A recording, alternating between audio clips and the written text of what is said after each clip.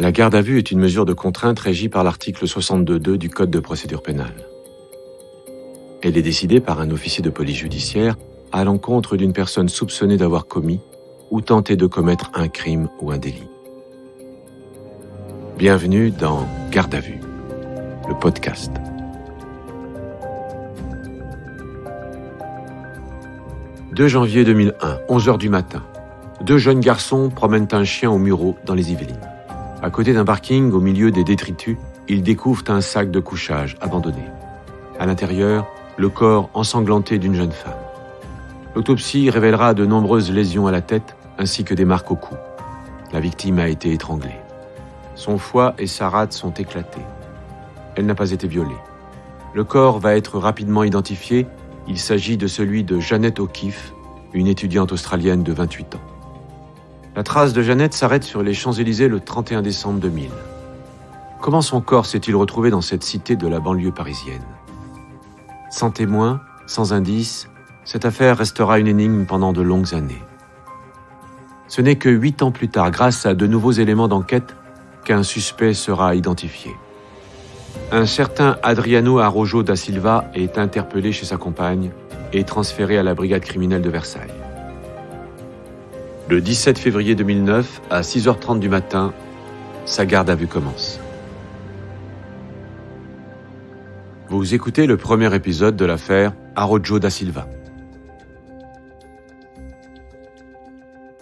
Ces auditions ont été reconstituées avec des comédiens d'après les procès-verbaux des interrogatoires. Vous entendrez aussi les témoignages des enquêteurs et des avocats qui ont travaillé sur l'affaire. Donc tu peux décliner ton identité, le lieu et la date de ta naissance, s'il te plaît. Je m'appelle Adriano Michel Araujo da Silva. Je suis né le 6 juin 1975 à Macapá, au Brésil, de Emmanuel et Raymanda Maricotte. Je suis français. Le corps de la jeune femme a été retrouvé le 2 janvier 2001 au Mureau. Est-ce que tu te souviens ce que tu faisais ce jour-là ? C'est vieux, je m'en souviens pas.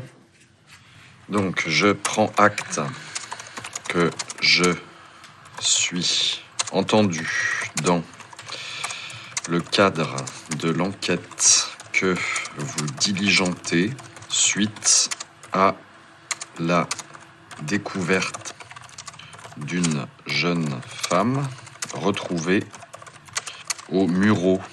Ça te va comme ça ? Oui, c'est ça. Après, c'est vous qui savez comment l'écrire. T'avais déjà entendu parler de ce meurtre avant aujourd'hui ? Oui, vaguement, il y a un voisin qui a reçu une convocation. Toi aussi, t'avais reçu une convocation ? Oui. Plusieurs même, non ? Ouais. Et tu t'étais présenté ? Non. La police te convoque, mais t'y vas pas. Pourquoi ? Je me sentais pas concerné, ça n'avait rien à voir avec moi. L'audition où on le laisse se positionner, ce qu'on appelle l'audition de chic. Lieutenant Cathy, police judiciaire de Versailles. Ces questions qui paraissent anodines dans le sens où il se dit je leur donne ma version des faits, ils réagissent pas, je m'en sors bien. Non, nous, ça nous permet de voir les contradictions, les incohérences, les mensonges, l'absurdité parfois des réponses qui peuvent nous être faites. Et quelque part, ça le dessert. Parce que le dossier, il est carré et qu'on sait à chaque fois où il ment. Nous, on a des éléments, on sait des choses. Capitaine Arnaud, police judiciaire de Versailles. Et on va juste vérifier que les déclarations de la personne sont concordantes avec les éléments qu'on a mis à jour par l'enquête. Tu sais où le corps a été retrouvé ? Un voisin m'a dit au Mureau, mais je sais pas exactement où. Là, sur l'esplanade du parking, en bas de chez toi. Ouais, c'est derrière chez moi, vers les petits jardins, à 2 minutes. Ouais. Tu te promènes des fois autour de chez toi ? Ouais, ça arrive quand je suis avec mes enfants. Tu as des déclarations spontanées à faire à propos de cette affaire ? Je vais pas dire des choses pour te faire plaisir. Tu me dis que ça a un rapport avec moi, donc je suis pressé de le connaître. Il est pressé de le connaître, nous aussi, on est pressé d'avoir la vérité. Les auditions des mises en cause, quelque part, c'est un petit peu comme une partie de cartes. C'est comme une partie de poker, quoi. C'est la première audition, on a 48 heures devant nous, donc les cartes, on va les abattre les unes après les autres. Mais l'idée de départ, c'est quand même que ce soit lui qui parle. Avec les éléments d'enquête qu'elle a en main, le lieutenant Cathy pense pouvoir faire craquer Araujo da Silva, qui lui n'a pas accès au dossier. Elle espère des aveux. Elle en a besoin pour connaître les circonstances de ce meurtre. Cela fait 8 ans qu'elle travaille dessus, 8 ans qu'il l'obsède. Ça faisait 6 mois que j'étais à la brigade criminelle. jeune lieutenant sorti d'école. Cette affaire m'a marquée parce que Jeannette O'Keeffe était une jeune fille d'une vingtaine d'années. C'est l'âge que j'avais aussi à l'époque où la brigade criminelle a pris en charge ce dossier-là. C'est une enquête qui méritait qu'on s'acharne.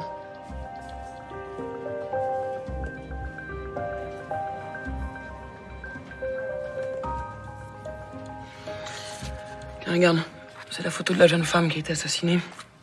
Tu la connais? Non, je la connais pas, j'ai jamais vu.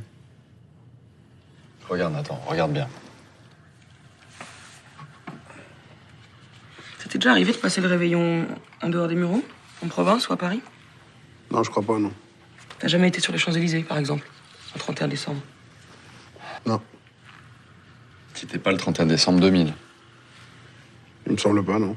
Il te semble pas ou t'es sûr que non? Non, j'y étais pas, non.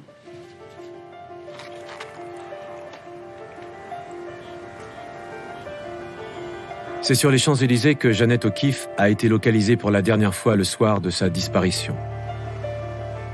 Avant d'arriver là, sa journée a été longue et jalonnée de rendez-vous manqués. Le matin de ce 31 décembre 2000, Jeannette a rendu les clés de la chambre qu'elle occupait depuis 3 mois dans un foyer d'étudiants à Savigny-sur-Orge.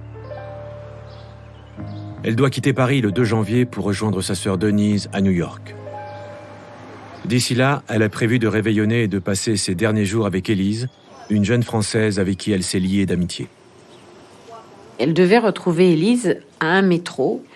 Elle devait se retrouver à une certaine heure, à un certain endroit. Maître Richard, avocate de la famille O'Keeffe. Donc, notre Jeannette, elle a un gros sac à dos, elle a un grand sac, elle a son appareil photo, enfin, elle est lourdement chargée.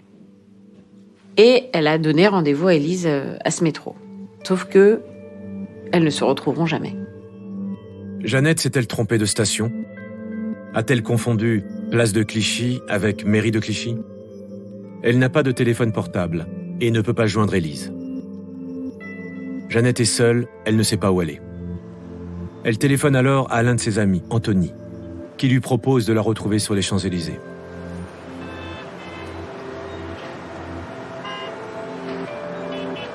Mais lui non plus ne viendra pas au rendez-vous ce soir du 31 décembre. Il faut imaginer ce soir-là, un 31 décembre, ce que c'est les Champs-Élysées un 31 décembre.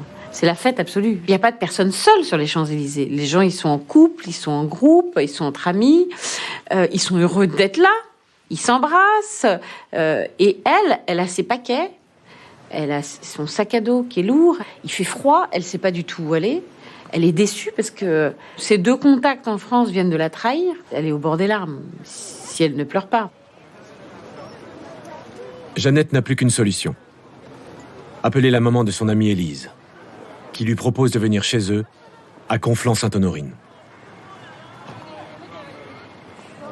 Alors, il faut voir quand même ce que ça veut dire pour Jeannette, de comprendre. C'est en français, on lui explique le RER, tout ça, c'est assez compliqué. Et la mère d'Élise va lui dire, quand tu arriveras à Conflans-Sainte-Honorine, à la gare, tu t'appelleras et on viendra te chercher à la gare. Sauf que, elle dira, elle n'a jamais appelé. Pourquoi? Parce que ce soir-là, Jeannette va rencontrer son meurtrier.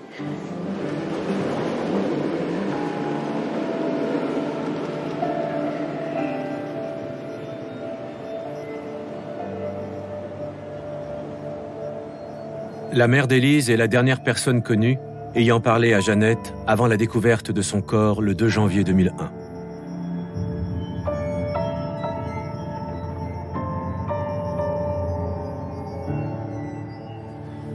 T'es violent avec les femmes? Je suis pas de nature violente. Mais il m'est déjà arrivé de mettre une claque à Virginie quand elle l'avait mérité. Il y a eu des plaintes contre toi? Ouais, elle est partie déposer plainte pour cette histoire. Ils m'ont fait la morale quand ils m'ont entendu, mais il n'y a pas eu de suite. C'est la seule qui t'a frappé? Frapper, c'est un bien grand mot. J'ai juste mis une claque. Ok. T'as quelque chose à rajouter ou à préciser? Non, rien. J'imprime. Quand on arrête ce premier interrogatoire, il n'est pas particulièrement stressé. Lieutenant Cathy. Il est toujours persuadé qu'il est là, qu'il va sortir. Pour l'instant, on ne lui a pas posé des questions vraiment qui l'embêtent, si ce n'est cette histoire de violence. Ça l'énerve un petit peu. Mais voilà, pour l'instant, d'être violent avec les femmes, ça fait pas forcément de lui un meurtrier, dans l'absolu. Quand on entend Araujo da Silva, on ne l'a jamais vu, on ne le connaît pas. Capitaine Arnaud. Je vais pas dire on ne sait rien de lui, mais en gros, on ne sait rien de sa nature profonde. Voilà, on l'entend, on lui demande des explications et on cherche la vérité. Je pense que les enquêteurs sont des professionnels. Maître Maillet, avocat d'Adriano Araujo da Silva. La personne qui est entendue est toujours un amateur. La première audition est terminée. Adriano Araujo da Silva est descendu en cellule en début d'après-midi. Les interruptions permettent aux prévenus de se reposer et de réfléchir. Pendant ce temps, Cathy entend ses ex-femmes qui dressent le portrait d'un homme inquiétant. On a fait de nouvelles auditions, notamment une autre de ses ex-compagnes qui nous apprend qu'elle aussi a été frappée. Elle a eu une ITT de plusieurs jours, elle a dû porter une minerve. Donc c'était des violences d'une intensité supérieure aux premières claques qu'il avait pu évoquer en garde à vue. La garde à vue d'Adriano Araujo da Silva dure maintenant depuis presque 11 heures. Elle a débuté tôt ce matin lors de son interpellation. La deuxième audition va commencer. C'est l'audition où il faut qu'on avance et qu'il comprenne. Manifestement, il n'a pas compris. Donc on va commencer à lui poser les questions qui dérangent. C'est pas forcément de la provocation, mais il faut provoquer un déclic. Alors, t'as eu un petit peu de temps pour réfléchir? Tu veux maintenir ta dernière déclaration? Tu préfères en faire des nouvelles? Je n'ai rien à me reprocher. Ok. Pourtant, tu nous as menti un petit peu. Virginie, c'est pas la seule que t'as frappée. Alors, qu'est-ce qui s'est passé avec Magali? Ok, j'ai mis une claque à Virginie parce qu'elle l'avait mérité. Et maintenant, c'est Magali. Alors, je suis un mec violent, je suis un violeur, je suis un tueur. Pourquoi tu parles de viol? Pourquoi il nous parle de viol? Nous, ça nous intéresse. Pourquoi? Il n'y a pas eu de traces de violence sexuelle sur Jeannette O'Keeffe. On ne sait pas exactement ce qui s'est passé. Ça peut donner un mobile. Ça peut donner un mobile de la rencontre qui tourne mal, du gars un petit peu insistant, de la fille qui veut pas, qui essaye de s'échapper, et puis il la retient et ça tourne mal. Bon, mais tu l'as frappée, Magali, oui ou non, alors? Mais c'est la même histoire qu'avec Virginie. Ok, j'ai mis une claque, mais parce qu'elle m'avait poussé à bout.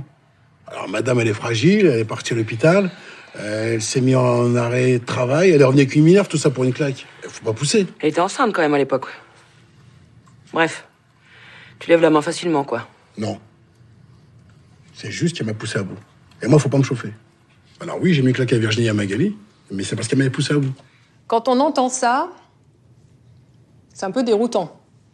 Dans un contexte où il est en garde à vue pour une affaire d'homicide, on l'oriente quand même sur une question, on lui parle de violence aux femmes, avec une affaire où on a une jeune femme qui a quand même été bien violentée, et il nous répond, non, enfin, il se rend pas compte de ce qu'il dit, en fait. Donc on continue, et là, on abat notre carte. Tu sais ce que c'est l'ADN? Ouais, c'est le truc que vous m'avez fait tout à l'heure. Avec l'espèce de coton-tige dans la bouche. Ouais, en gros, c'est ça. L'ADN, c'est l'empreinte génétique de chaque individu.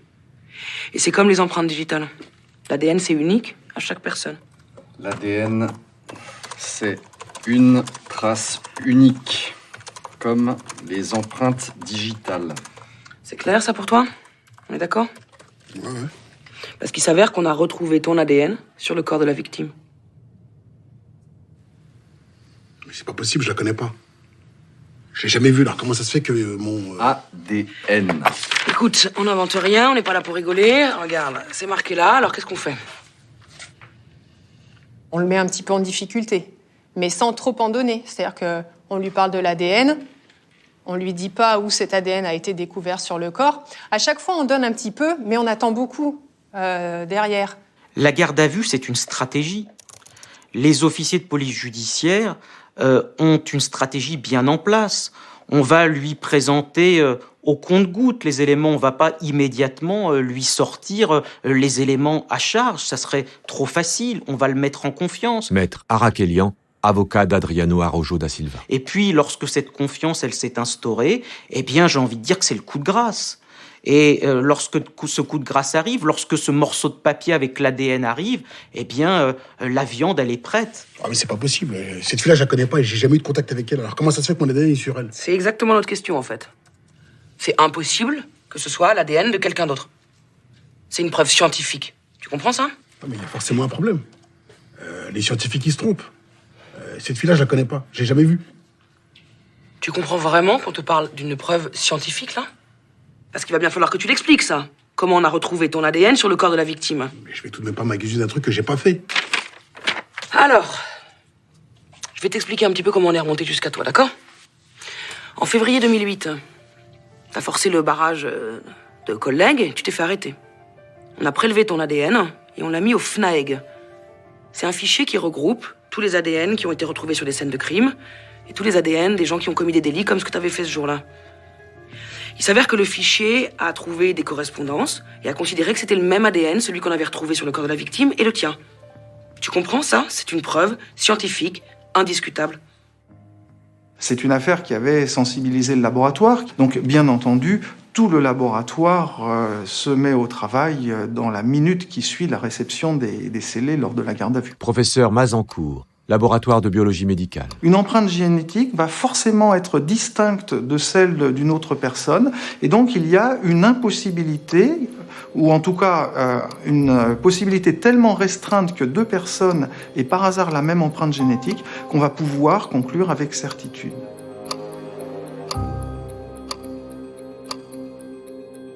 Vous venez d'écouter un épisode de Garde à vue. Retrouvez bientôt la suite. Et d'ici là, n'hésitez pas à vous abonner à ce podcast et à lui mettre plein d'étoiles.